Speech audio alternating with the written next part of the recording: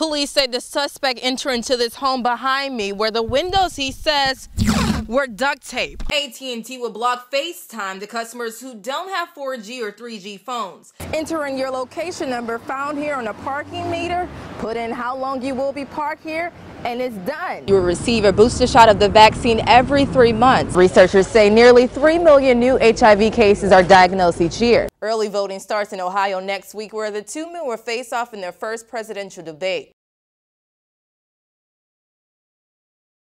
For people like myself who are deaf and how we use FaceTime, I think it's a very unique application. So it would be very good if we'd be able to continue to have access to that tool. Before FaceTime, a deaf or hard of hearing person had to use relay services to make or receive phone calls.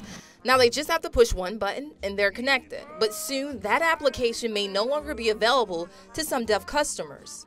AT&T will block FaceTime to customers who don't have 4G or 3G phones. And advocates say that's a big problem. If AT&T gets away with this, what happens the next time? What application is going to be blocked next? John Bergmeyer works for a public interest group that threatens to file a formal complaint with the FCC if AT&T blocks FaceTime.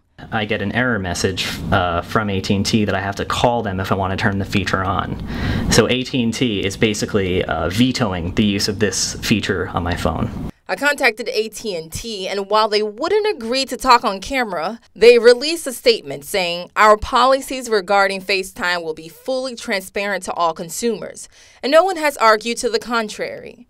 There is no transparency issue here, nor is there a blocking issue. But me as a deaf person, I don't have that capability to use the phone, so the options that I have are already very limited.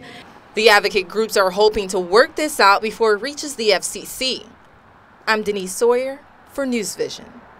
I would vote for Barack Obama. They may be young, but they have strong opinions, and they want to be heard, even if that means coming up with their own candidates.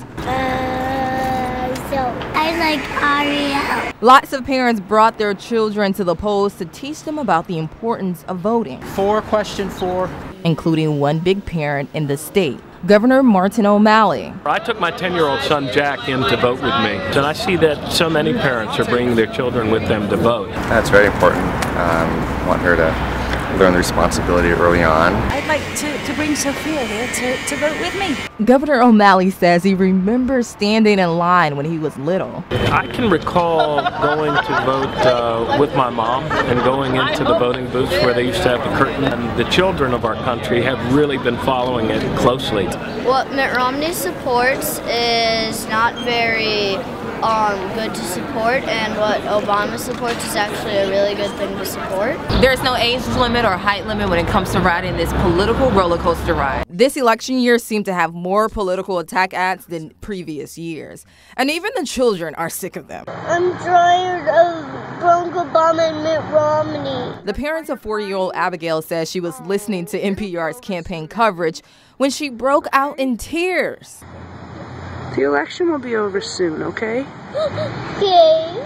Yes, Abigail, it will all be over soon. I'm Harolyn Sawyer for News Vision. Sold for sex at 14 years old. That's where I was sold from one trafficker pimp to another one. At the same corner where she was sold nearly 30 years later, Barbara is finally telling her story. I was a brownie. I was a member of the Barbie fan club. And she was a sexually abused teen looking for help. That's when she met a couple in DuPont who took her in and groomed her for the sex trade. After everything happened, he took my money and he did what he did.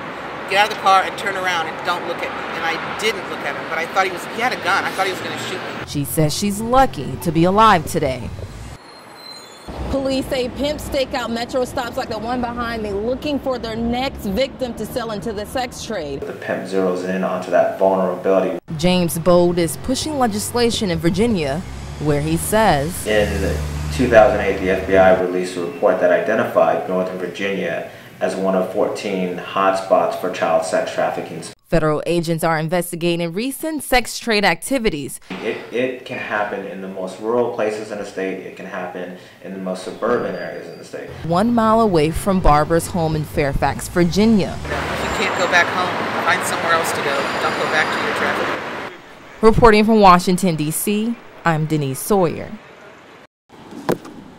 This man was paid by celebrity chef Golf Tracy to flip, twirl, and wave a sign that tells you to slow down. Tracy was hit hard with fines over $400, and he's giving drivers a heads up. And if the curbside show won't get you to drive the speed limit, the words "new speed camera and 500 feet" will. No longer speed, especially on Foxhall. U.S. Airways is spreading swings in our nation's capital. The Tempe-based carrier says it's adding more flights at Washington's Reagan National Airport this year. And there you have it. Before we leave you tonight, reporting from Washington, D.C., reporting from the Tidal Basin, reporting from Phoenix, Arizona, reporting from Miami, Florida, I'm Denise Sawyer.